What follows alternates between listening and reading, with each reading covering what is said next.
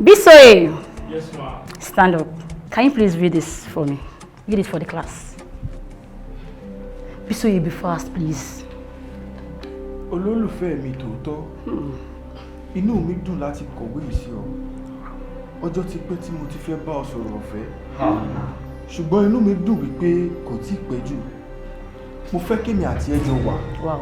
Ká jọ máa sùn papọ̀. Ká máa wẹ̀ papọ̀.